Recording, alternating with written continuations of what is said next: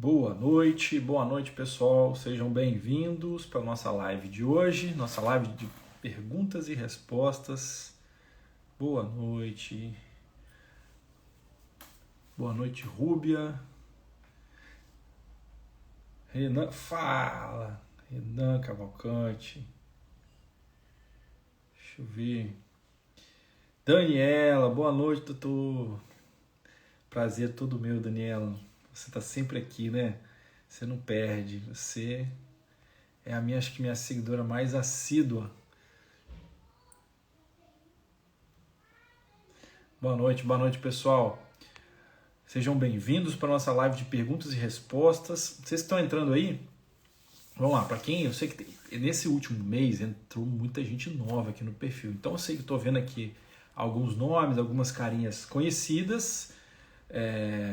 E tem uma galera nova também que talvez não esteja acostumado. Mas vou explicar rapidamente aqui. Vocês devem estar acostumados a assistir lives temáticas, ou seja, vamos falar sobre guarda, vamos falar sobre pensão, vamos falar sobre partilha de bens, seja lá o que for. Eu gosto muito de fazer live de perguntas e respostas, que eu acho mais dinâmica, e também eu já fiz várias enquetes aqui, o pessoal gosta, prefere live de perguntas e respostas, porque você entra, faz a sua pergunta, eu respondo aqui ao vivo, tiro a sua dúvida. E, além de você ter a oportunidade de tirar a sua dúvida, a dúvida de outra pessoa pode te ajudar também. Então se torna uma live mais dinâmica, mais produtiva. Pelo menos é o que eu penso e eu acho que a maioria pensa assim também. Bom, quem quiser fazer pergunta já pode fazer a sua pergunta. Antes eu só vou pedir o seguinte, vou pedir para vocês ajudarem aí no algoritmo, você clicando no coraçãozinho aí, para que o algoritmo entenda que essa live ela é relevante, ele começa a distribuir para mais pessoas e mais pessoas vão ter acesso a esse conteúdo. Se você conhecer alguém que precisa de um conteúdo de direito de família, precisa tirar uma dúvida, está passando por uma situação difícil, uma relação familiar difícil, clica aí no aviãozinho, compartilha com essa pessoa, que você vai ajudar essa pessoa e vai nos ajudar também, porque faz com que o algoritmo entenda também que a live é relevante e vai distribuir para mais pessoas. Beleza? Vamos embora, vamos meter bala aqui, não vamos perder tempo não. Vamos. Primeira pergunta, Eliane Lima, doutor, uma dúvida. Se o bonitão pega o filho de 15 em 15 dias, final de semana, qual dia e o horário ele pega e devolve? Vamos lá, Eliane. Por isso que é preciso regulamentar a convivência na justiça. Porque essa questão de pegar final de semana... Peraí, deixa eu só fechar a janela aqui. Tem um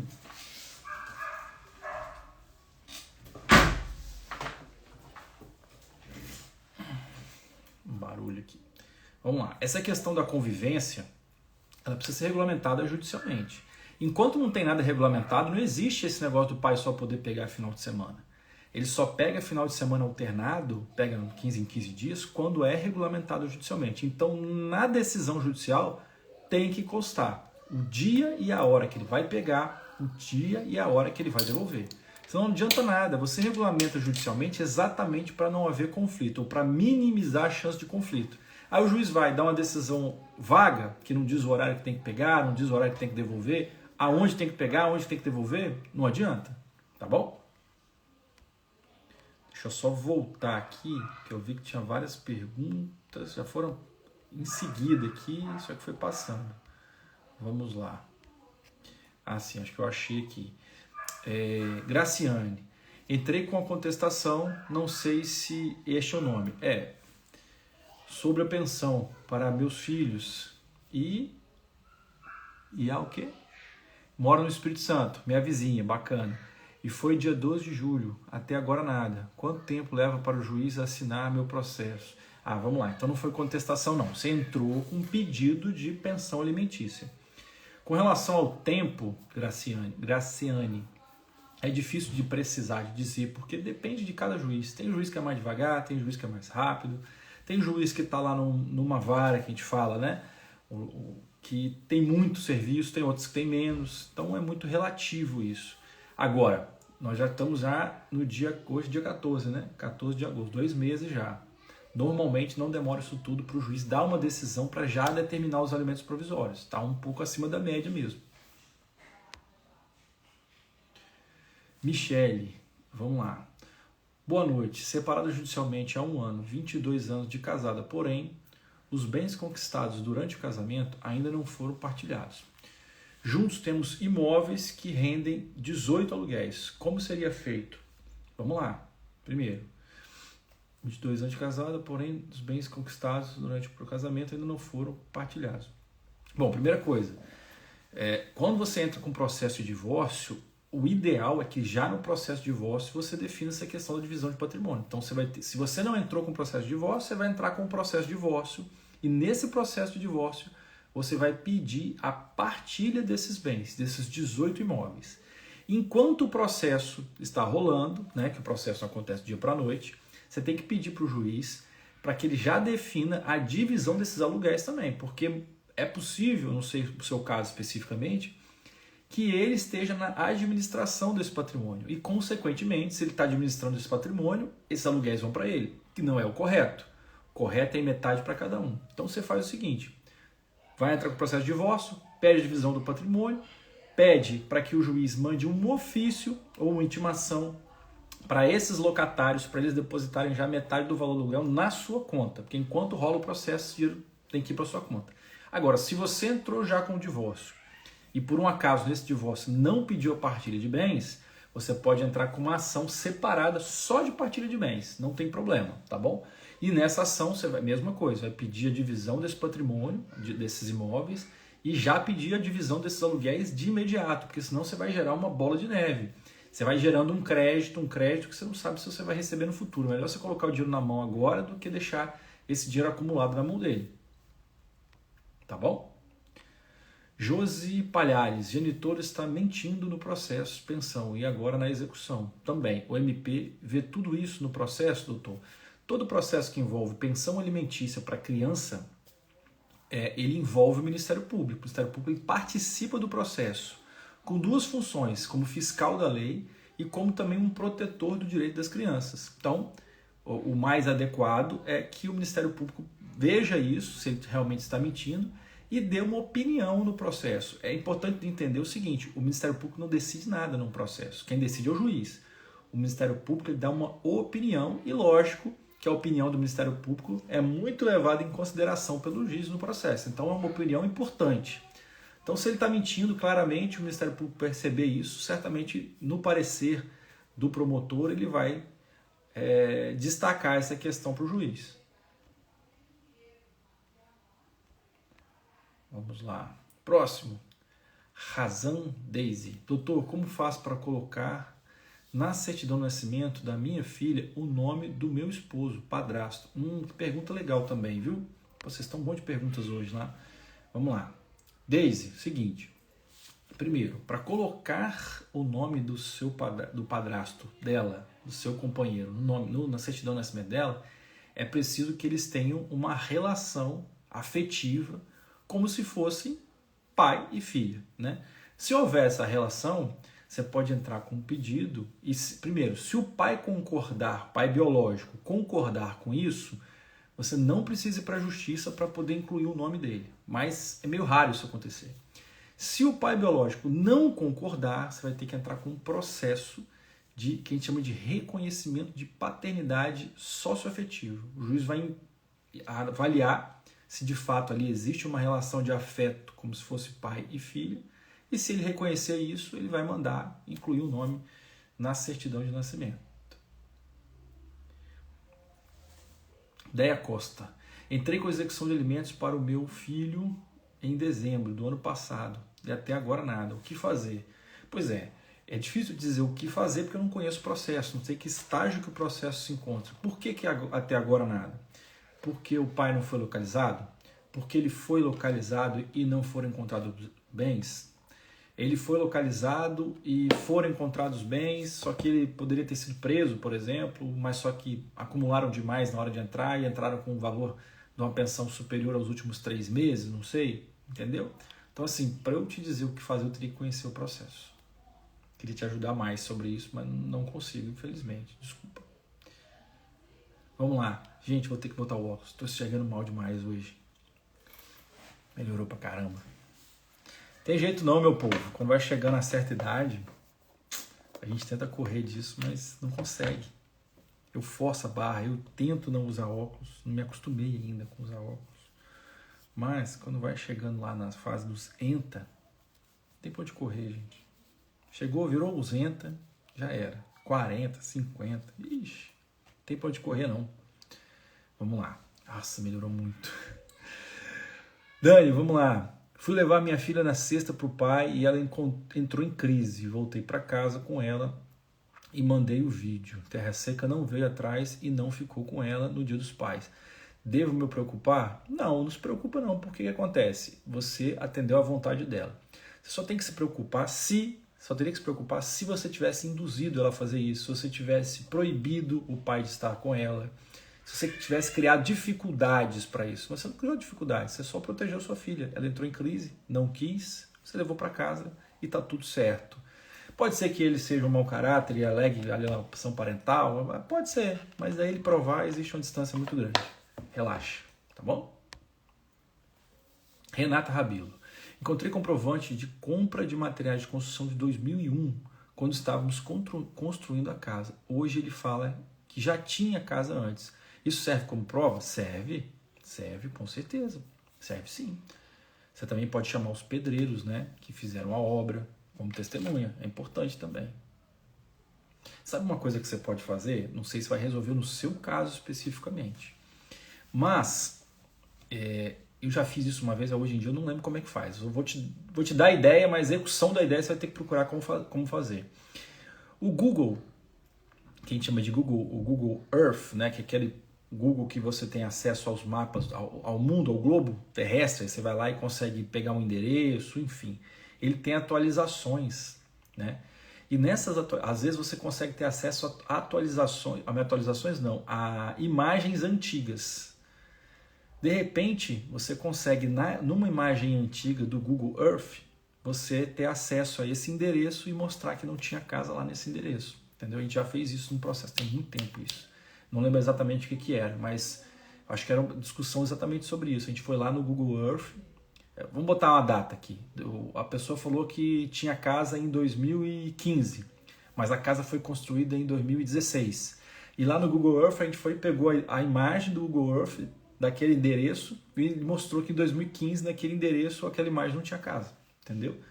Como é que você faz isso na prática? Não me lembro, tem muito tempo que eu fiz isso. Mas se você der um Google aí ou procurar no YouTube, talvez você consiga, tá bom? Rúbia, doutor, estamos com o processo em andamento, mas cortou, Rúbia. Daqui a pouco eu acho o restante da sua pergunta. Fernanda Mendes, doutor Terra Seca diz à filha que ela tem que ir com ele porque ele quer o quê? Porque ele quer obedecer o juiz, mas acho que isso está pressionando o psicológico dela. O que eu posso dizer a ele? Dizer a ele que é o seguinte: primeiro, o que está em primeiro lugar é o bem-estar da sua filha, é o bem-estar psicológico dela. Se ele está nessa de que tem que cumprir a decisão do juiz, se ele está deixando de levar a filha porque a filha não quer ir e isso está fazendo mal para a filha psicologicamente, e ele não tem que se preocupar, ele não está descumprindo a ordem judicial. Se amanhã ou depois for questionado por que ele não está fazendo, ele só explicar: olha, não levei porque minha filha não estava querendo ir, não ia levar minha filha à marra. Eu fui, me disponibilizei a levar, me disponibilizei a cumprir a decisão, mas ela não quis e eu não forcei. Então tem nada a ver, entendeu? Não precisa cumprir a decisão na marra, a qualquer custo. Se a criança não está a fim de ir e o pai simplesmente não força, essa é a maneira mais correta de se agir da parte dele. Não é forçar a criança a ir de qualquer jeito porque está escrito lá na decisão judicial. Juju Karina, boa noite. Não informar sobre as terapias do filho ao genitor é considerado alienação parental, pois o mesmo não pergunta sobre, nada sobre. Vamos lá, essa pergunta também é uma pergunta muito, muito frequente: o que avisar e o que não avisar o pai. Aquilo que o pai tem condições de ter conhecimento por conta própria, você não tem obrigação de avisar. Vai ter uma apresentação de escola. Se ele acompanhasse a vida escolar do filho, ele saberia. Vai ter a apresentação dos dias dos pais. Se ele acompanhasse a vida escolar do filho, ele saberia. Agora, A criança ficou doente, precisou ser levada às pressas para o hospital, vai ter que ficar internada. Ele não tem como saber, ele não tem bola de cristal. É obrigação da mãe avisar. Num caso como esse, sobre as terapias, se ele foi informado de que a criança vai a fazer determinadas consultas, X, Y, Z, vai no neurologista, vai no psicólogo, e ele não compareceu a essas consultas, ele teria como saber das terapias se ele tivesse comparecido. Agora, se é uma situação diferente, né, aí eu não sei exatamente o seu caso, mas se ele não teria como saber da existência dessas terapias, aí é o correto você informar. Até porque, mesmo que você não tivesse a obrigação de informar, isso seria interessante você fazer. Por quê? Porque você vai constituir prova para você. Amanhã ou depois, esse cara vai entrar com uma ação para exigir um cumprimento forçado de uma visita. Ele vai entrar com uma ação para modificar uma convivência, para modificar uma guarda, seja lá o que for, você tem elementos de prova para demonstrar que ele era um cara ausente. Então isso pode te ajudar também. Então eu sugiro que você comunique, por mais que ele seja ausente.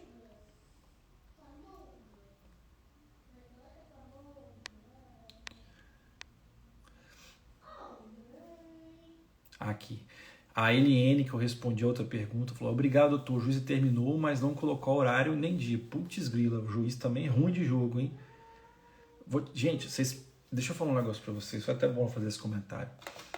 Não pensem que o juiz, porque ele é uma pessoa qualificada tecnicamente, porque ele passa por um concurso extremamente difícil, que eles não façam besteiras. Fazem e fazem muitos. Primeiro, porque tem, da mesma forma que tem juiz, advogado bom, advogado ruim, tem juiz bom e tem juiz ruim. Ponto. Segundo, boa parte desses juízes tem assessores, e nem sempre os assessores são bons, né? E muitas vezes os assessores fazem coisas ruins e o juiz ele não tem o cuidado de verificar o que o assessor está fazendo. Então sai muita decisão ruim como essa. Você fazer uma decisão judicial para regulamentar uma convivência, você não coloca horário para entregar nem para pegar, não faz o menor sentido. Eliane, minha sugestão é que você, o seu advogado, converse com ele a possibilidade de fazer uma petição pedindo para o juiz corrigir isso. Entendeu? Agora, Graciane, Fórum da Serra. Graciane, vamos lá. Sua pergunta saiu toda capenga. No bom sentido. Isso é um pedaço aqui. Isso é um pedaço lá em cima, outro aqui embaixo. Eu não consigo montar o quebra-cabeça da sua pergunta. Porque como tem outras perguntas, outros comentários, se você tiver dificuldade de escrever tudo de uma vez só, vem aqui embaixo, tem um balãozinho com uma interrogação. Você pode mandar sua pergunta ali naquele balãozinho. Talvez fique mais fácil para você. Tá bom? Bia Torres, como fica a guarda quando o pai é um viciado em pornografia? Como pedir visita assistida por isso? Caramba! Bia, vamos lá. Essa é uma situação muito delicada, porque primeiro, você provar que um pai é viciado em pornografia é difícil demais. Como você vai provar isso? Não é uma situação muito simples. Não é, muito pelo contrário, é bem complicado. Agora, vamos supor que o pai seja viciado de fato em pornografia. Não, quer dizer, não estou duvidando do que você está falando, mas vamos supor que você consiga provar isso, que o pai é viciado em pornografia. Aí teria que avaliar até onde esse vício dele pode causar algum risco para a criança. Ele é viciado em pornografia, mas ele é um pedófilo, por exemplo, né? Enfim, tem que entender até onde esse vício dele expõe a criança, causa risco à criança. Se você conseguir demonstrar isso, aí você pode pedir visita assistida, restrição da visita, qualquer tipo de restrição, ou se for o caso, uma situação extrema, não ter visita, ou fazer uma visita assistida, entendeu?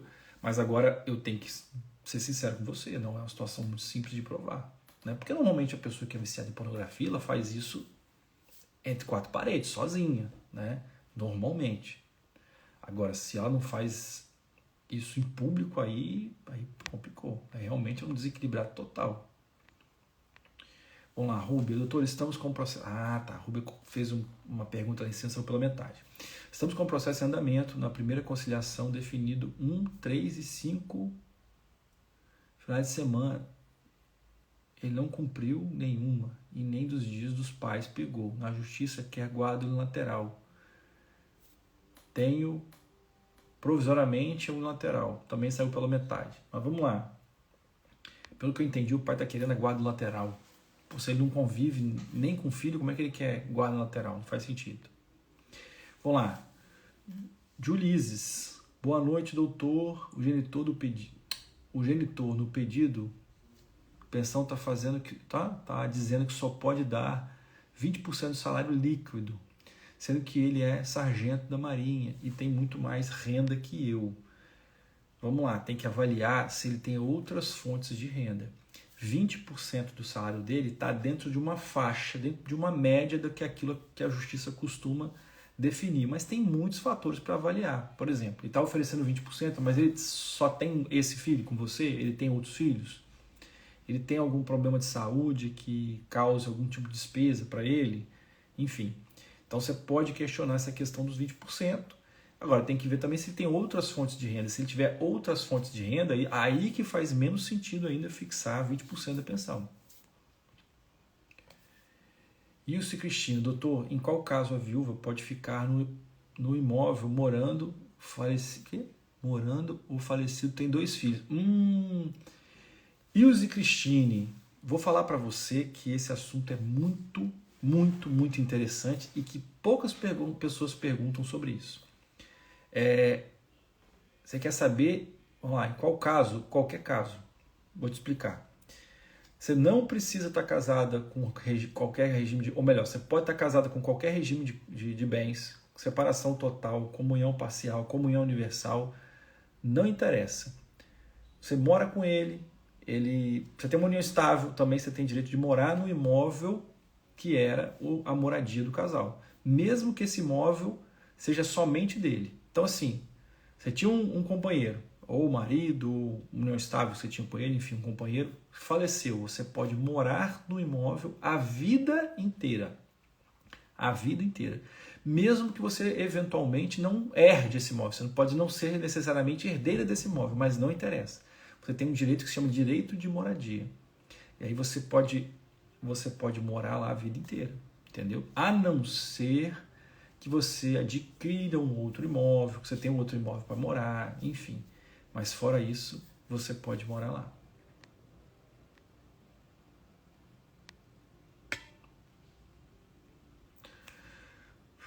Joel, o juiz me determinou os alimentos provisórios, nada, aí entrei com exceção, mas demora isso. Eu não entendi sua pergunta.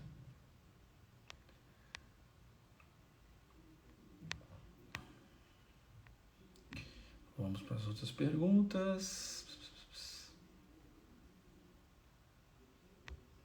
Pessoal que entrou agora na live, só fazer um parênteses aqui. Quem entrou na live agora, faz um favor, clica aí nesse coraçãozinho que está aí do lado. Se você tiver alguém que você conheça, que precise fazer uma pergunta, está passando por uma dificuldade familiar, precisa ser orientado, compartilha essa live com essa pessoa. Curte aí, clica no coraçãozinho, isso, vão subindo os corações aí quando vocês fazem. Porque aí o algoritmo começa a entender que a live é interessante e começa a distribuir para mais pessoas. Então, quanto mais pessoas perguntam, quanto mais pessoas clicam e vêm aqui e clicam no coração, o algoritmo entende que a live é relevante e distribui para mais pessoas. Tá bom? Então, bora, sem enrolação. Agora eu vou responder mais perguntas aqui. Floresta Kids Bazar. Num processo de partilha, imóvel financiado, quando não entra em acordo, o que o juiz normalmente decide? Nossa, pergunta legal também, hein? Vocês estão muito bons de perguntas hoje. Vamos lá. Imóvel financiado. O imóvel não é do casal. O imóvel é do banco. O casal ele tem direito sobre o imóvel, né? Porque está pagando, tem um contrato, está sendo pago, enfim. O que o juiz faz no final do processo? Ele não divide o imóvel, ele divide os direitos sobre o imóvel. Isso significa o quê? Que se aquele casal, de repente, parar de pagar, ou ex-casal, parar de pagar o imóvel e o banco tomar o imóvel, já era. Não tem direito para nenhum nem para outro. Então o juiz vai separar, vai dividir, vai partilhar os direitos sobre o imóvel. E aí, depois que aquele imóvel for quitado, sim, aí vai ter que ser vendido para dividir os valores. Camila Calheira. Início do processo de alimentos, pai alegou ser pobre. No decorrer, começou uma construção que já está em 3 pavimentos. Ainda não houve audiência de instrução. DNA positivo, vale a pena peticionar antes? Vale sim. Vale sim. Porque o que acontece? Você está construindo, isso é um fato novo. Né? Talvez é um fato que não tinha no início do processo, não tinha nem como provar. Agora você descobre que ele está fazendo isso, ou um fato novo, você descobriu esse fato, leva isso para o processo. Leva para o processo, porque isso é uma prova interessante da capacidade financeira dele, que ele não é pobre do jeito que ele falou, porque pobre não constrói imóvel de 3 pavimentos. Né? Então, pelo menos, ou melhor, até pode construir, mas o fato é que se ele tem recursos para construir um imóvel de 3 pavimentos, o que é prioridade é pagar a pensão, uma pensão justa, adequada, necessária para o seu filho, e não construir o imóvel. Então, peticiona sim. Vamos lá. Dani, quero vir provar a alienação. Obrigado por responder. A melhor parte é ter o doutor nos representando. Obrigado, Dani. Eu sempre fico muito feliz assim, com as suas manifestações, com a gente contar com o fato de a gente contar com a sua confiança, principalmente. Obrigado, viu? Por confiar em mim, confiar na minha equipe. Vamos lá, Rúbia. No processo, o juiz determina desconto em folha e valor do salário do genitor. Somente desconto em folha foi cumprido. O valor do salário, a empresa não informou. O que posso fazer? Peraí, tem uma coisa que não está batendo, Rúbia. Desconto em folha é desconto no salário. Vamos lá. O processo, juiz, vou até ler de novo. O processo, juiz determina desconto em folha e valor do salário do genitor. Como o desconto em folha já é o valor do salário do genitor. Como assim? Não está fazendo sentido. Somente o valor de folha foi cumprido. O valor do salário, a empresa não informou. Não, você está confundindo, Rubem. Tem alguma coisa errada aí. Você não está batendo. Porque o desconto é no salário dele, que é em folha. O desconto em folha é o desconto sobre o salário dele. Deixa eu ajeitar um negócio aqui, gente, para melhorar a iluminação.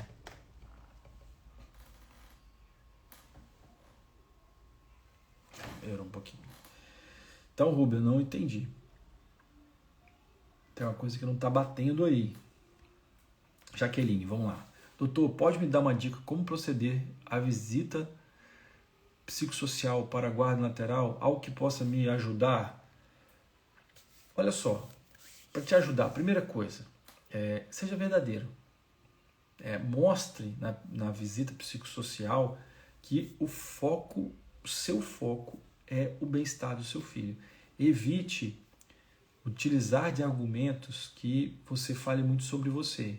Eu isso, eu aquilo outro. Evite usar a primeira pessoa. Porque quando você usa muito a primeira pessoa, parece que você está se colocando na frente do seu filho. Ponto número 1. Segundo, evite falar sobre seus rancores sobre o pai. Você pode até fazer críticas ao pai, as críticas que forem verdadeiras, não tem problema de você falar. Só que evite de demonstrar rancor, porque aí o psicólogo ele pode achar que você, na verdade, você não está preocupada tanto assim com o bem-estar do seu filho, que você está mais preocupado em atacar o pai. Então evite esse tipo de postura também, tá bom? Isso é muito importante. Vamos para o próximo. Marrecla, nossa, eles inventam cada nome, hein, gente? Marrecla 3135. Boa noite. O gênio foi citado em pagar 40% do salário. Paga 350 e agora, porque peguei 3 camisas onde ele trabalha, numa fábrica, ele abateu esse valor, porque foi pego na nota dele. Tá certo ele fazer isso? Não, não tá. Vamos lá. Primeiro, 40% do salário mínimo hoje dá, vamos lá, vamos botar 1.320, dá 132, 264, 528. Então, 40% do salário mínimo é R$528, ele já não está pagando o valor correto. O que você tem que fazer? Entrar uma execução de alimentos, que a gente fala. O que é execução de alimentos? É a cobrança judicial do valor que não está sendo pago. Ponto número 1. Segundo, esse valor que ele descontou da pensão, você pode cobrar também judicialmente, porque não pode descontar nada da pensão. O pai não pode fazer nenhum tipo de desconto no valor da pensão. Nenhum tipo de desconto que esteja autorizado numa decisão judicial. Tá bom? Então você junta esses valores todos e entra com a cobrança, que é o que a gente chama de execução de alimentos. Vamos lá. Foi. Deixa eu botar o óculos de novo, gente. Não tem jeito não.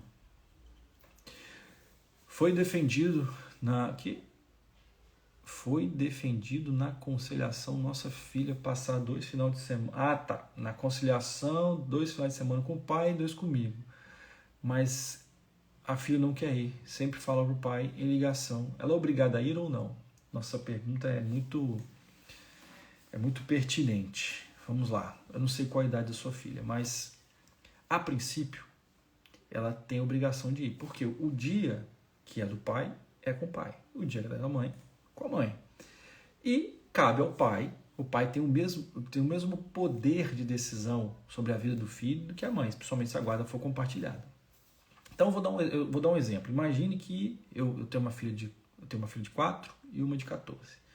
Imagine que um dia eu vou sair, e já aconteceu isso. A gente vai pro shopping e ela fala, não quero ir. Então, mas você não vai ficar sozinho em casa. Não, mas eu não quero ir. Você não tem que querer ir. Eu sou seu pai, eu tô mandando você ir. Você vai pro shopping com a gente, você não vai ficar em casa sozinho. Certo? Então, assim, concordam comigo que eu, como pai, tenho o poder de falar para minha filha que ela não vai ficar sozinha em casa? Ponto. Na questão da convivência, a mesma coisa. Eu sei que alguns colegas até falam que não, se a criança não quiser ir, ela não é obrigada. Se o pai falar que quer ir, ela é obrigada a ir. Eu concordo com isso? Não concordo. Eu acho que o papel do pai é fazer o que é melhor para o filho. E forçar o filho a estar na companhia do pai quando o pai não quer, quando a criança não quer, eu não acho legal. Eu acho adequado o quê? O pai, ele conversar com a criança, ele fazer com que a criança tenha vontade de estar com ele, não forçar essa convivência, certo? Mas, se ele falar que a criança tem que ir, ela tem que ir. Porque, querendo ou não, ele também manda na criança. Nani Brown, como fazer os parentes do genitor e ele entenderem e aceitar que a criança tem vontade própria e eles têm que respeitar, mas dizem que a mãe que está fazendo a cabeça. Elaine, vamos lá. Elaine é nossa cliente. É bom que a gente já troca uma ideia sobre isso. Vamos lá. Primeiro, fazer eles entenderem não é uma coisa que é um pouco complicada dependendo da pessoa, porque tem gente que é cabeça dura. Não necessariamente eles vão entender. Eles vão entender, melhor dizendo. Mas o importante é deixar claro que é a vontade da criança. Não é você que está forçando a barra. A criança não quer ir. E você, como mãe, você não tem a obrigação de convencer a sua filha. Você não tem a obrigação de forçar sua filha a ir com quem quer que seja, nem que seja com o pai. O seu papel como mãe é não proibir que ela vá com o pai. Eu estou proibindo minha filha de ir. Se você, o seu caso, você não tem uma decisão judicial que ainda regulamente essa questão da convivência, se for um dia que você já tem uma decisão regulamentando isso e o pai quer pegar um dia que não está regulamentado, sim, você tem todo o poder de falar assim, não vai, eu estou proibindo de ir. Ah, mas você está proibindo? Estou proibindo porque tem uma decisão judicial e eu estou amparado nela, ponto. Se você não tem essa decisão judicial, aí você passa a não poder proibir.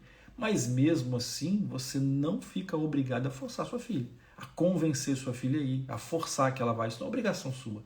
Isso é obrigação do pai se relacionar de maneira saudável com o filho para que ele queira ir. Não é a mãe que tem que fazer esse papel do pai.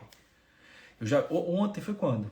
Foi hoje ou ontem. Eu estava conversando com uma seguidora que mandou uma mensagem no direct, indignada com a decisão judicial que dizia o seguinte: a mãe deverá incentivar a filha a estar na companhia do pai. E ela me mostrou essa decisão. Doutor, o que você acha disso? Eu acho um maior absurdo. Eu nunca vi uma decisão nesse sentido. Primeiro que não tem amparo legal. Não tem nenhuma lei que diga que a mãe é obrigada a convencer a filha a estar com o pai. Ponto número 1. Então, a decisão totalmente equivocada. Segundo, que isso não faz o menor sentido, porque isso é você transferir para um terceiro uma responsabilidade que é do pai. É o pai que tem que ter a obrigação, tem a obrigação de ter relacionamento com o filho. Não é a mãe que tem que fazer esse papel por ele, de convencer o filho a estar com o pai. Convencer que o pai é legal, que o pai é agradável, que o pai faz bem para a criança. A mãe tem essa obrigação de fazer isso? Existe isso. Isso é o fim da picada. Então a decisão é totalmente absurda. E no seu caso, Elaine, é isso, você não tem essa obrigação. Não se preocupe com o que eles vão dizer. Importante é o que você não está fazendo, você não está alienando. Agora, se eles vão alegar alienação ou não, aí é o problema deles. Vocês têm que alegar e têm que provar. Jéssica Cepilo. Vamos lá. A juíza determinou 50/50 na separação, mas não definiu nada. Terra Seca disse que eu não... Quê? Que se eu não responder ele até dia 15/8, ele vai vender o carro que está com licenciamento e multa atrasado e sem manutenção. Vamos lá. Eu estou imaginando que esteja falando a respeito dos bens, né? O juiz determinou 50/50 para cada um. Ele não pode vender sozinho. Primeiro, ele pode até fazer essa operação, mas é uma operação fraudulenta. Se ele quiser vender, ele consegue? Consegue. Por quê? Provavelmente o carro está no nome dele, então a assinatura que vai dele. Agora, é legal ele fazer isso? Não, é ilegal. O que você pode fazer? Como você está vendo que ele está perto de cometer uma ilegalidade, você pode tentar evitar isso. Ou seja, você pede para o juiz para mandar um ofício para o Detran e o Detran para que o Detran faça um bloqueio do carro. Porque o carro bloqueado ele só vai poder vender com a sua autorização. Quando o juiz mandar baixar o bloqueio. E aí você não fica na mão dele. Por quê? Você não sabe por quanto ele vai vender, para quem vai vender, que condições de pagamento ele vai oferecer. Se essa pessoa que comprar o carro vai dar para quem o dinheiro? Vai dar tudo na mão dele? E se ele não te dá a sua metade? Como é que você faz? Você tem que correr atrás do prejuízo? Entendeu? Então, eu aconselho que você tome uma medida rápida nesse sentido. Lília Soares, o pai da minha filha não é presente na vida dela, paga a pensão judicial e no acordo dele ficaria com ela 15 em 15 dias. O que devo fazer nesse caso? Lília, vamos lá. Primeira coisa, você tem dois caminhos aí. Forçar o pai a cumprir essa convivência que ele assumiu judicialmente, que é uma obrigação dele. Como é que você vai forçar? Entrando com um processo que a gente chama de cumprimento de sentença, ou seja, você vai falar para o juiz, ao seu juiz, eu dei uma decisão, essa decisão não está sendo cumprida, eu quero que essa decisão seja cumprida. O que o juiz vai fazer? Vai aplicar uma multa nesse pai para que ele conviva com a filha. É o melhor caminho? Não sei. Isso aí depende de cada um. Agora eu vou dar a minha opinião pessoal. Aí já nem como advogado, porque como advogado eu posso te dar os caminhos. Agora, eu não acho bacana. Eu acho que você forçar a convivência do pai com a criança não é bom para a criança. Imagina esse pai sendo intimado pelo juiz, olha, ou você convive com a sua filha, ou eu vou te aplicar uma multa de R$1.000. O que ele vai fazer? Ele vai pegar a criança, sem estar com vontade, provavelmente não vai cuidar bem da criança, às vezes vai deixar a criança lá dentro de casa com o celular na mão, com a televisão ligada, e vai ignorar a criança, só para não pagar uma multa. Provavelmente é isso que vai acontecer. Então, eu não sou muito favorável dessa medida, mas a decisão, obviamente, é sua, né? E o outro caminho é você entender que você, de fato, não vai mudar o caráter dele, que isso está fora do seu campo de controle e vai virar essa página da sua vida, infelizmente vai cuidar da sua filha e ignorar esse fato de que ele é um pai ausente, que ele é um mau caráter. Não tem muito para onde correr. Ou uma coisa ou outra. Não tem para onde correr. Ó, Nanda aí, cheguei.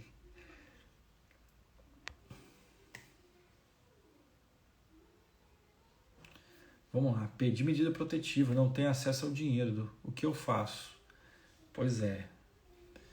Zavascki Solângela. Diferente esse nome. Solângela, eu gostaria de te ajudar, mas eu precisaria entender um pouco mais desse contexto para te dar uma opinião, né?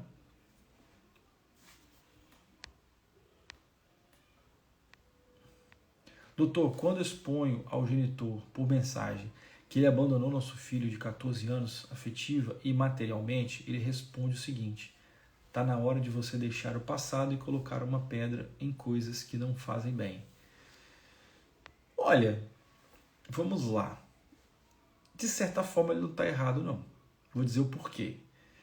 Estou falando nesse quesito, tá? De colocar uma pedra no passado. Não é bem colocar uma pedra no passado. Eu acho que talvez esteja na hora de você entender que você não pode sofrer por isso, porque você não consegue mudar isso. Você não consegue mudar o fato de ele ser um pai ruim, você não consegue mudar o fato de provavelmente ele ser um cara mau caráter. Isso está fora do seu campo de controle. Então talvez esteja na hora de você parar de sofrer por isso e gastar sua energia, ou melhor, poupar a sua energia para quê? Para utilizar naquilo que é muito mais importante, que é o bem-estar do seu filho. Cuidar dele. Entender que ele tem um pai ausente, que você não tem como mudar isso, você não tem como entrar na cabeça desse pai, voltar no passado e se tornar um bom caráter. Você não tem como fazer. E aí você vai canalizar sua energia para quê? Para o seu bem maior, que é cuidar do seu filho. Não parar de gastar energia sofrendo com algo que você não tem como controlar. Nesse aspecto, acho até que ele tem razão. No mais, obviamente não. Ananda, cadê Lulu? Ananda, Lulu aprontou de tudo. Tá tomando banho, acho que foi tomar banho agora, já tá até terminado já. Aprontou de tudo esse final de semana. Dia dos Pais, final de semana de Dia dos Pais foi massa demais. Se esbaldou no chocolate, se esbaldou na brincadeira. Foi bom demais. Daqui a pouco, a gente menos esperar, ela invade aqui. Ela abre a porta do quarto, vem invadir a live. Invasora de live. Ela invade live desde menorzinho, desde uns 1 ano e pouco. Deixa eu aqui. Vamos lá. Beth Macaeira. Minha filha não sai sozinha com o pai e nem quer dormir com ele no fim de semana, que é de direito. Não proíbo de ver, porém tenho que ir junto. Isso pode gerar algum problema? Não. Vamos lá. Se você que está forçando essa situação, você que está obrigando sua filha, se sua filha quisesse ir, né, estivesse querendo ir sozinha com o pai, e você estivesse forçando essa situação de estar junto, ok, seria problemático. Mas se você está atendendo uma vontade da sua filha, não vejo problema.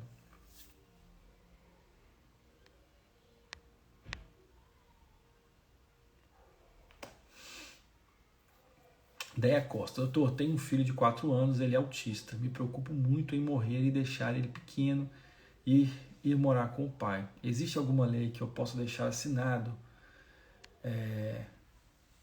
por mim para impedir? Deia Costa, nossa, essa preocupação é comum, viu? É uma preocupação de todo mundo, principalmente das mães solo.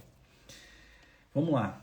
Quando a mãe falece, naturalmente quem vai exercer a guarda é o pai, né? Em primeiro lugar. O pai já tem a guarda natural, digamos assim, o poder natural de decidir a vida dos filhos.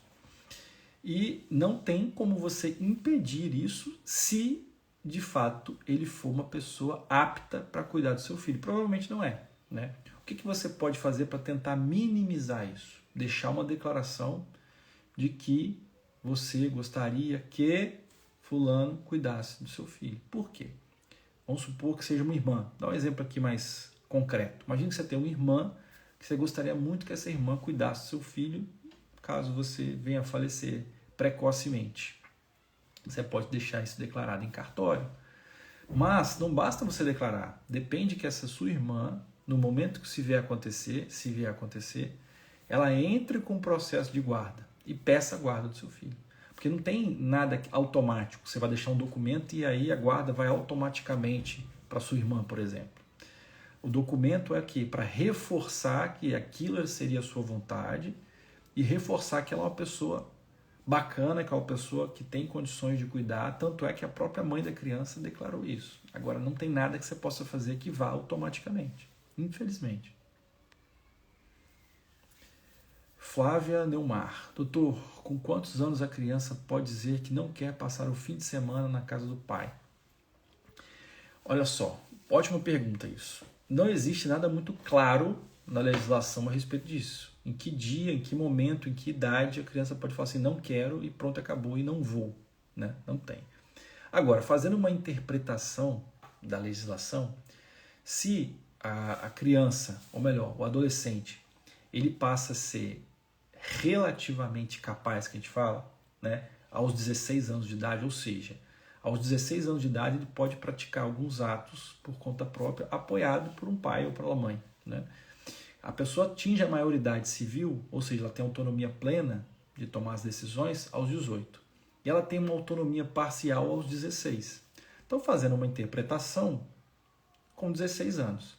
Porém, Na prática, não é tanto assim que funciona. Eu já vi casos, por exemplo, de juiz pegar assim, com a criança com 12, com 13 anos, ver que é uma criança madura e falar assim, olha, eu não vou obrigar essa criança a ir para casa do pai ou ir para casa da mãe forçada.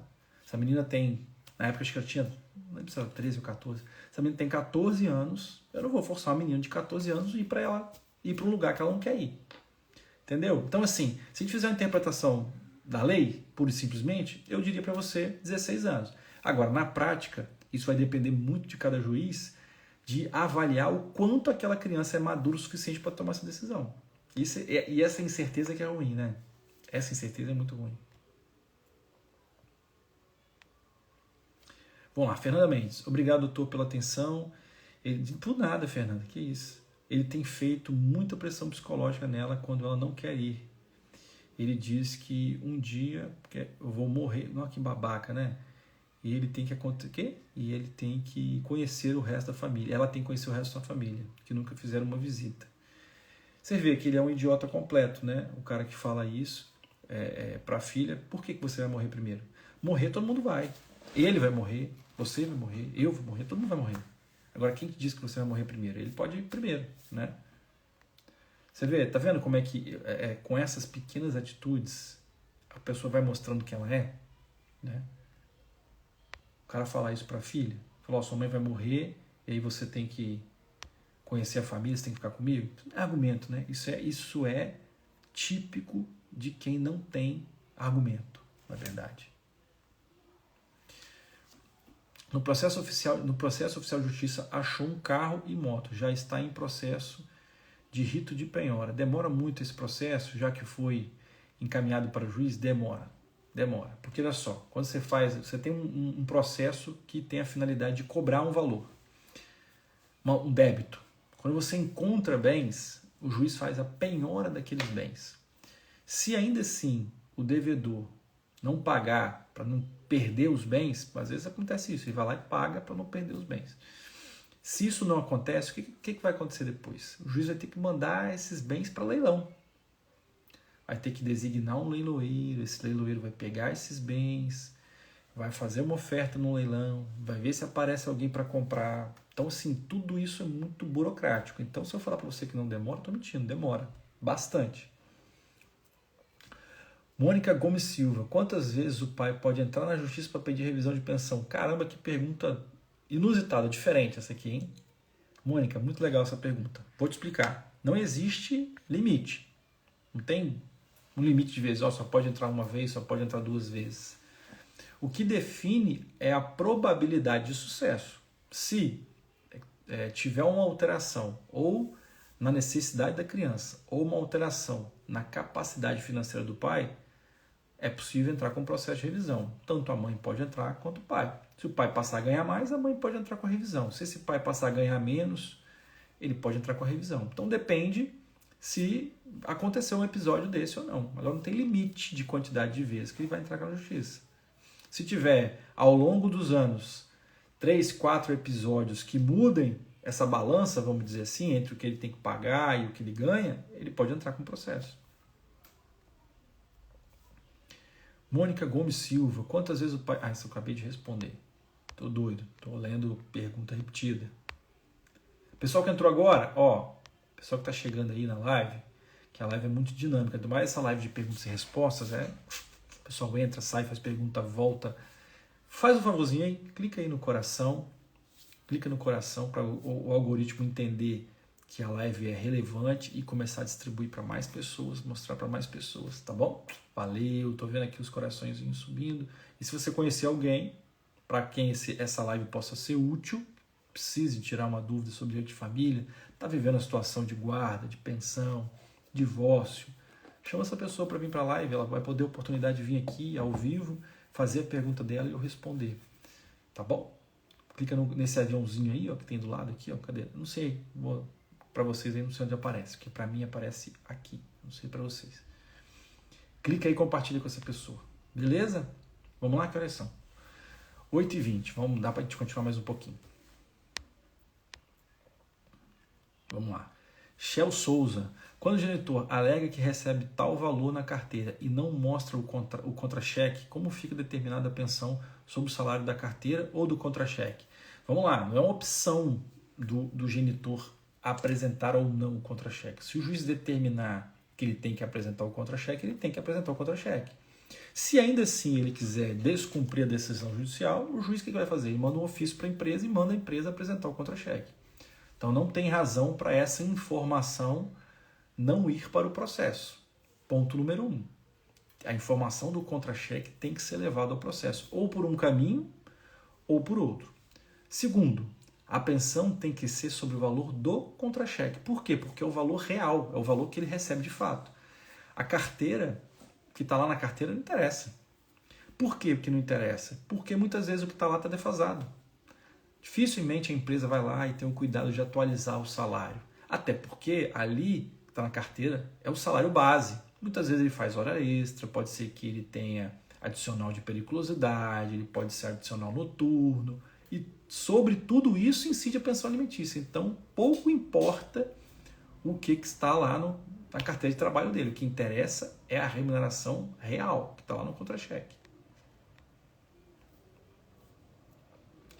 Rose Limor. Você presta consultoria para advogados? Presto, Rose. Boa pergunta, presto sim. Tem vários colegas que entram em contato comigo. Semana passada mesmo eu tive uma colega que marcou uma consulta comigo. A gente trocou uma ideia para poder orientar sobre o processo dela. Depois ela mandou para mim a cópia integral do processo que ela está atuando para eu prestar essa consultoria sim. Se você tiver interesse, depois quiser me chamar no direct, eu estou à disposição. Tá bom? Isis Cristina, doutor, mesmo depois de ter dado entrada no inventário, posso solicitar que eu fique no imóvel? Isis, vamos lá. Eu não sei em que condição. Eu acho que foi você que me fez a pergunta lá no início, de que em que condições você poderia morar no imóvel. Pois é, o fato de você ter entrado ou não com o inventário não interessa. Se foi você que me fez a pergunta lá atrás, a resposta é essa. Se você tem direito de habitação no imóvel, ponto. Você é viúva, você tem o direito de habitar o imóvel a vida inteira. É o direito de habitação vitalício. Não interessa se tem inventário, se não tem inventário, você não precisa se preocupar com isso. Mesmo que tenha o inventário todo, termina o processo de inventário, o juiz fale, olha, esse imóvel é metade de João e metade de Maria, que são os filhos, exemplo. Ainda assim, João e Maria não vão poder vender o imóvel. Por quê? Porque ele está preso ao seu direito de habitação.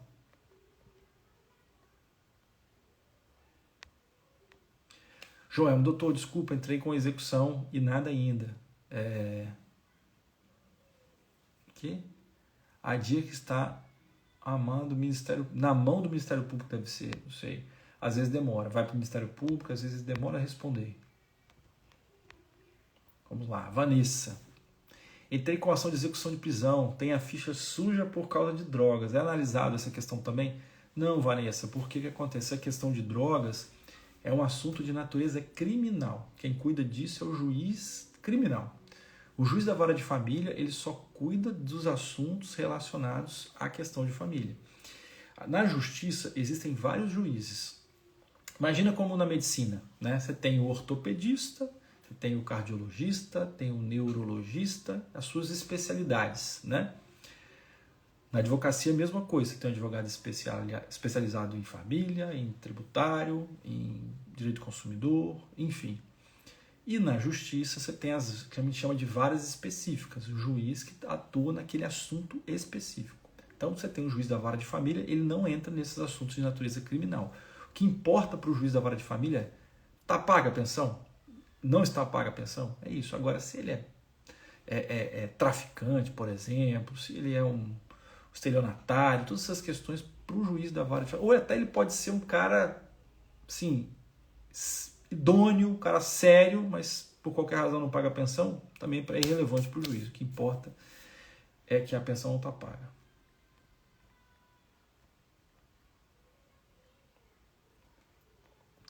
Vamos para as próximas perguntas. Rubens, desculpa a minha pergunta, não foi clara. O desconto em folha a empresa fez e deposita em minha conta. mas não informou o valor do salário bruto do genitor, não foi informado ao juiz. Ah, agora entendi, Nubia. Vamos lá. Então, isso acontece com alguma frequência. Inclusive, a gente tem esses casos assim em processos lá no escritório. Nesse caso, você precisa pedir para o juiz, para que o juiz determine que a empresa informe o valor da remuneração exata dele, leve para o processo o valor exato do contra-cheque. Porque você não é obrigado a ficar acreditando no que a empresa está descontando. Será que ela está descontando certo? Será que ela descontou sobre todos os itens que deveria? Entendeu? Então você não tem como conferir. Então tem que levar, tem que obrigar a empresa a juntar o contra-cheque no processo. Michele Santos Bezerra. Não responde às acusações que o genitor faz por mensagem pelo WhatsApp. Faz muito bem. Ele fala que vai entrar com alienação parental e eu vou pagar dinheiro. Não sei as palavras certas para responder essas acusações. A palavra certa se chama ignorar. Michele, a palavra é essa. Ignore. Ignore. Você não precisa se preocupar, gastar energia com as acusações sem sentido que ele faz. Se ele acha que de fato você está praticando alienação parental, deixa ele tentar a sorte.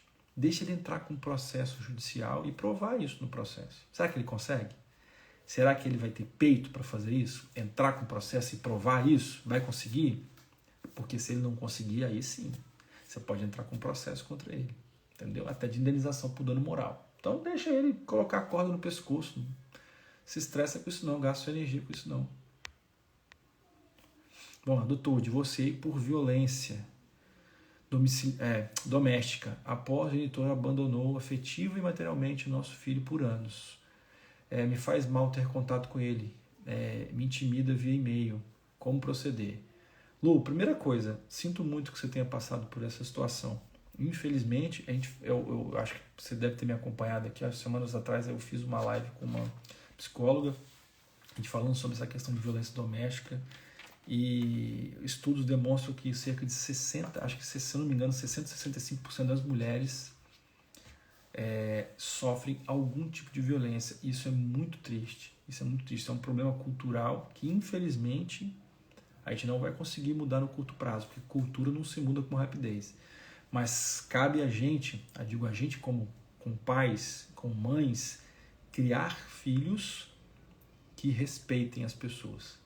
Tem aquela frase assim que muitas pessoas falam: que mundo vamos deixar para os nossos filhos? A pergunta talvez seja diferente. Que filhos nós vamos deixar para esse mundo?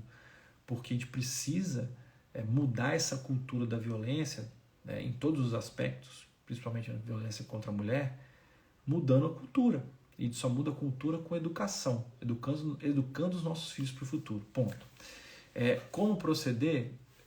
Eu acho que você tem que ter o mínimo. Travou aí, né? Você tem que ter o mínimo de contato com ele, porque essa questão da violência do passado eu não tenho como te falar como resolver isso, porque eu não sei quanto tempo faz, enfim. Mas a preocupação maior não é essa, é resolver o seu problema daqui para frente. Se ele é uma pessoa que te faz mal, só o contato com ele te faz mal, e é natural que faça, até porque o contato com ele deve resgatar uma série de sentimentos péssimos que você teve no passado, você tem que diminuir o máximo o contato. Agora, essa questão de intimidar por e-mail, resta saber como que é essa intimidação, né?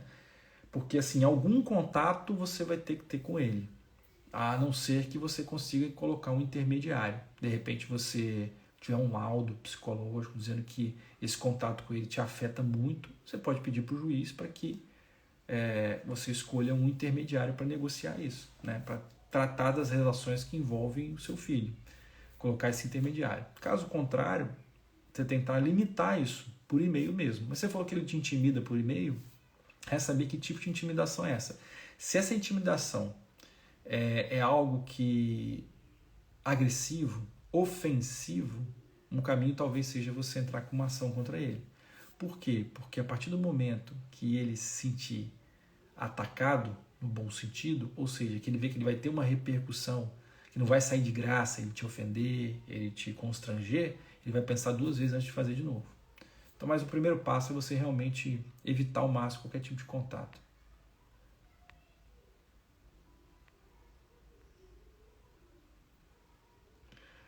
Vamos lá. Boa noite, doutor. Desculpa, meu teclado está com problema.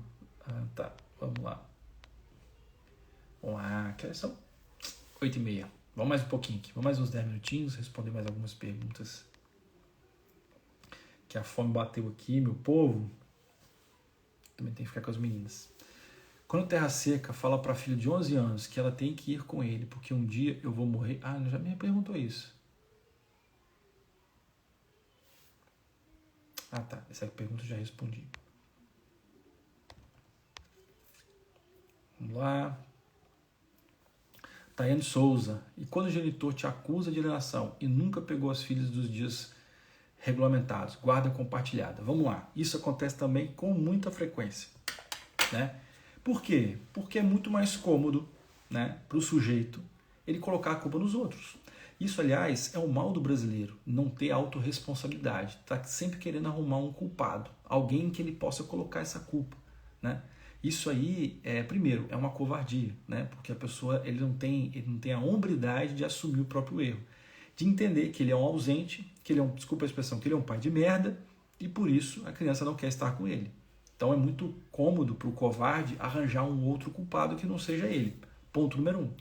Isso é falta de autorresponsabilidade, isso é covardia, isso é molecagem. Ponto número 1. Segundo, você não tem que se preocupar com isso, né? Um dia ele te acusar de alienação parental, a mesma resposta que eu tenho para outra amiga que fez uma pergunta aqui. Deixa de te acusar, né? Ou se realmente essa acusação for pública, ao ponto de te constranger de alguma maneira, entra com ação de indenização por dano moral contra ele, que ele vai pensar 2 vezes antes de te acusar. Se não for, deixa ele tentar a sorte. Deixa ele tentar. Se ele acha que você está praticando alienação parental, é ele que entra com o processo. E prove que você está praticando alienação parental. Muito provavelmente ele não vai conseguir. Na verdade, o que ele está fazendo é autoalienação.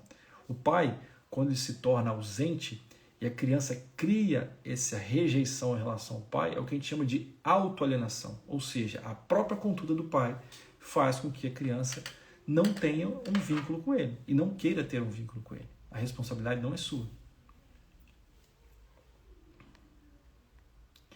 Camila Calheira, genitor diariamente mandando para o meu WhatsApp de madrugada. Filho de 2 anos que não lê. Proibi o WhatsApp e dei e-mail para contato. Ele continua no WhatsApp, não respondo. Alienação parental? De jeito nenhum. Primeiro, vamos lá. Eu gosto dessas perguntas porque eu vejo assim, é uma oportunidade que a gente tem de acabar com alguns mitos assim, sobre essa questão de alienação parental. Eu vejo, de um lado, pais ausentes que não assumem a responsabilidade e aí querem acusar a mãe de alienação parental, porque é muito mais cômodo, né, do que ele assumir que ele é um péssimo pai. Ponto número 1. Segundo, eu vejo do outro lado mães que se veem fragilizadas, preocupadas de serem acusadas de alienação parental, quando, na maioria das vezes, elas não são alienadoras. E às vezes elas se sentem acuadas por conta desse tipo de acusação. Então a primeira coisa que é importante entender é o seguinte: acusar alguém de alienação parental é muito fácil, você falar. Agora eu quero ver provar. Provar a alienação parental demanda tempo, investimento de tempo, investimento de dinheiro, provas.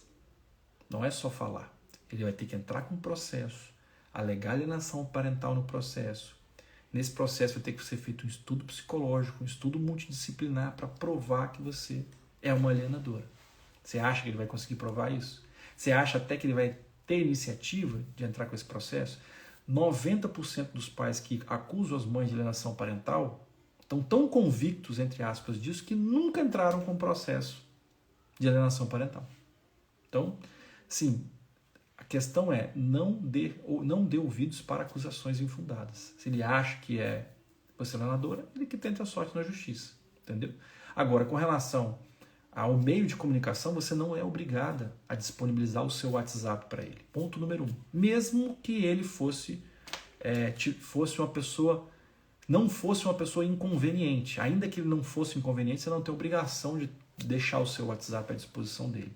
Principalmente nesse caso, que ele é um inconveniente que te manda mensagem de madrugada. Então, você não precisa se preocupar em nada com isso. Está lá o e-mail, ele que se comunique por e-mail. Se em algum momento ele entrar com um processo que eu acho que não vai entrar, falar alguma coisa de alienação, você simplesmente mostra o WhatsApp e fala, olha, por que eu bloqueei?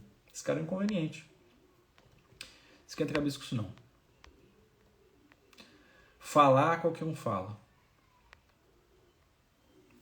O genitor também falou que eu, como avó, sou obrigada a incentivar minhas netas a irem com ele. Eles choram tanto que dá até aperto no coração. É lógico que dá aperto no coração. Você forçar a criança a estar com um estranho, forçar uma criança a estar com quem ela não quer estar, é muito ruim. Só um pai ruim tem a coragem de pegar uma criança na marra e forçar que essa criança esteja com ele, que não esteja preocupado. É por isso que eu falo, se o pai do seu filho força ele ir, não impeça, mas filme. Você pode até não impedir, mas filme isso. Filme porque isso é uma prova de que ele não está preocupado com o seu filho, ele está preocupado em satisfazer o ego dele, dizer que ele que manda, que ele que define, porque se ele tivesse preocupado com o filho dele de verdade, ele não ia pegar um filho, uma criança na marra, nos braços da mãe e puxar. Ele ia tentar contornar a situação, tentar algum intermediário, conversar com a criança, brincar com a criança, se aproximar da criança, fazer com que a criança queira estar com ele. O cara, quando força a barra, isso já mostra quem ele é. Nesse caso, então, falar que a avó é obrigada a incentivar, pelo amor de Deus, se nem a mãe tem essa obrigação, imagine a avó. Ele que tem a obrigação de cultivar o amor dos filhos, né? Ninguém tem que fazer isso por eles, não. Como diria meu falecido pai, essa ideia aí como é que é? É o cachorro abanando o rabo, não é o rabo abanando o cachorro. Faz sentido.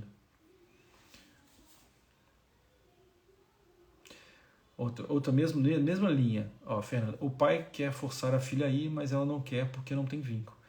E ele já disse que ela é obrigada a ir, mas nem liga para ela fora do... a gente já conversou sobre isso, já respondi essa pergunta.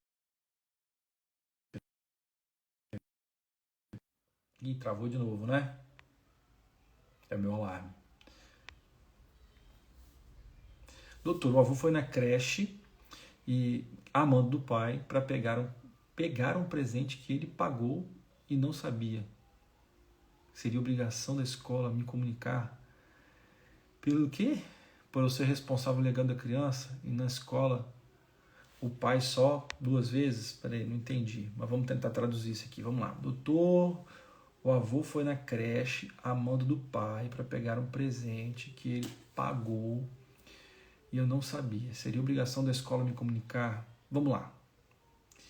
Se o pai autorizou o avô a ir lá, e o pai se comunicou com a escola, olha, escola, eu sou o pai de fulano, estou permitindo que o meu pai, o avô da criança, vá até aí fazer isso, a escola não teria essa obrigação, entendeu? De comunicar. Eu não vejo. Agora, se não for comunicado, a escola teria que falar, olha, tem um terceiro aqui, se dizendo avô, essa pessoa veio aqui, tem que comunicar. A gente tem que separar quem é o responsável financeiro é uma coisa. É quem está pagando a escola. Esse é o responsável. Né? Tem um contrato celebrado com a escola. Essa é uma coisa. Agora, outra coisa é o poder dos pais. É o que a gente chama de... antigamente chamava de pátrio poder e hoje se chama de poder familiar. Todo pai e toda mãe ele tem o que chama de poder familiar, que é o quê? O poder de decidir e gerir a vida dos filhos. Então, o fato de os pais serem separados, o fato de haver uma guarda definida judicialmente, não retira nem de um nem de outro esse poder familiar. É lógico que se tem uma convivência regulamentada, uma visita regulamentada, que a criança vai estar com o pai nos finais de semana alternados. O pai vai lá na escola, na quarta-feira, quer tirar o filho, não pode.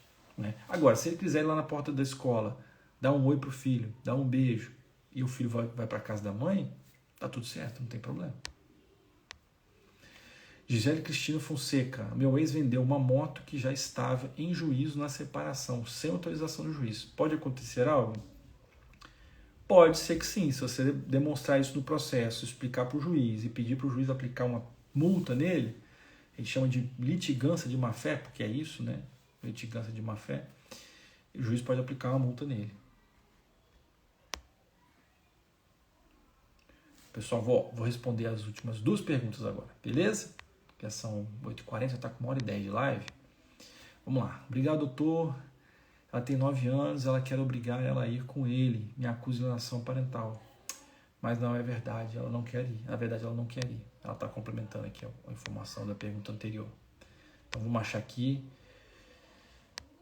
as próximas 2 perguntas. E quando ele sempre cuidou bem, pega os outros filhos e não pega as suas, para você não ter liberdade, já que sabe que você não tem rede de apoio, 4 anos assim já, e só sai se eu for junto. Pois é, aí nesse caso, Tayane, vamos lá. Um caminho seria você obrigar ele a pegar, né? O dia que é do pai, é obrigação dele cumprir, não é a favor, tá? O dia da convivência com o pai é obrigação do pai cumprir. Por que é obrigação do pai? Não é o direito. Muitos pais acham que ele vai pegar no final de semana alternado, é um direito dele. E como é um direito, ele exerce ou não exerce, né? Eu tenho o direito de andar no meu carro. Ou eu ando, ou eu não ando. Ele pode ficar parado lá fora. Só que a convivência, a visita, não é bem assim. Ela é o que a gente chama de direito/dever. Ele tem o direito de conviver com os filhos? Tem, mas ele tem a obrigação também de conviver com os filhos.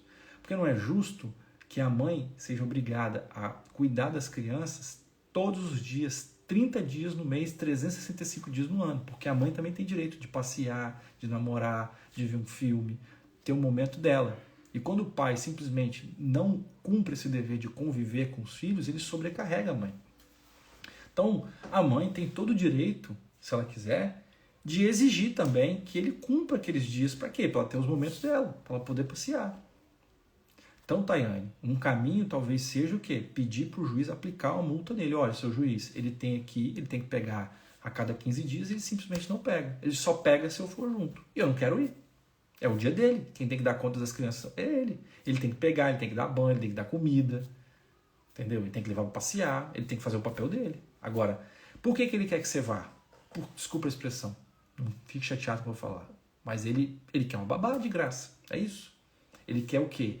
Ele quer passear com os filhos, estar com os filhos juntos, mas quer que você vá para quê? Para ele ter uma babá de graça. Por quê? Se precisar dar comida, você está junto. Precisa resolver, você está junto. Precisa dar um remédio, você está junto. É isso. Ele quer uma babá de graça, desculpa a expressão.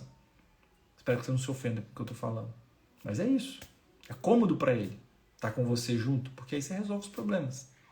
Né? E ele não precisa se preocupar com nada. Ele é aquele pai-avô, né? Que só brinca. Porque o avô é assim, o avô não tem obrigação de cuidar do filho, obrigação do neto. O papel do avô é só curtir. Ele quer ser um pai-avô. É isso. Então o caminho é você talvez pedir a aplicação da multa para que ele cumpra a convivência e você poder ter os seus dias livres, que é um direito que você tem. Até porque isso faz bem para sua cabeça. Né? Você não... Imagine você preso 30 dias no mês, 31 dias no mês, 365 dias no ano, você não tem direito de distrair, daqui a pouco você vai adoecer mentalmente. Você precisa ter os seus momentos de tranquilidade, seus momentos de lazer, parar para ver um filme que seja, enfim. Precisa ter um pouco de lazer também. Minha filha é especial, o genitor tem a obrigação de ajudar a criança pelo resto da vida ou até o momento em que ela precisar? Até o momento que ela precisar. Ela é especial, ela tem limitações. Aí tudo depende do tamanho dessas limitações. Se essas limitações forem para a vida toda, ela passar a vida inteira dependente, não conseguir ter um trabalho, não conseguir criar uma dependência financeira, ele vai cuidar a vida inteira. Agora, se ela é especial, tem limitações, mas essas limitações vão diminuindo com o passar do tempo e chegar algum momento que ela consiga ter essa liberdade dela, deixar de ter essas limitações ou tenha limitações controladas, vamos dizer assim, que ela consiga trabalhar, se manter, aí ele não é obrigado a manter a pensão. Eu sempre falo que é um tanto, mas depois eu faço pergunta, respondo mais, eu não resisto não. Bora para a última aqui então. Vamos lá. Vamos para a última. Aqui. Abandonou 3 anos e depois só aceitou o acordo se fosse com guarda compartilhada. de costume. É possível reverter, já que um ano ele continua não pegando, há um ano ele não continua não pegando as crianças? É possível. Porque olha só, é fácil? Não, não é fácil, mas é possível. Por quê? Porque a legislação estabelece que a guarda compartilhada é a guarda preferencial. Então, é mais fácil conseguir uma guarda compartilhada do que uma guarda lateral. Ponto. Porque a lei diz isso. Agora, se você tem um pai que é ausente, não participa da vida, abandonou 3 anos, não tem uma rotina, não conhece a rotina das crianças, não faz sentido uma guarda lateral. Na minha cabeça, não faz sentido. Ou melhor, uma guarda compartilhada. Compartilhar o quê? Ele quer decidir, mas não quer participar do restante das obrigações? Ele, na hora de decidir, ele quer ter o poder de decidir a vida do filho, mas na hora de levar na escola não quer, na hora de participar das reuniões escolares não quer. Então, que compartilhamento é esse? Então, eu vejo viabilidade em buscar uma guarda lateral nesse caso. Posso acrescentar o nome do pai que não é biológico no registro do meu filho? Pode, uma vez demonstrado que ele tem essa relação de afeto de pai para filho, né, como se um pai biológico fosse. É possível sim, ele tem que entrar com um processo.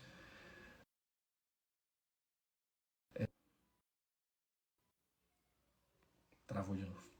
Processo de paternidade socioafetiva. O pai me acusou de alienação e foi provado o contrário, tá vendo? Porém, o estudo foi feito em 2 cidades e agora a juíza voltou.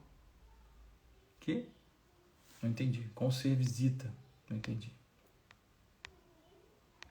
Minha filha tem 1 ano de idade e o pai quer que ela vá para dormir.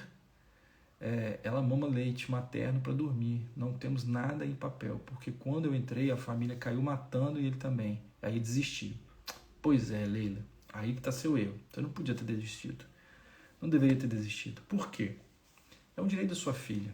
Primeiro, ter essa segurança, a convivência, a guarda regulamentada, a convivência, a visita regulamentada, é algo que é importante para a proteção da criança.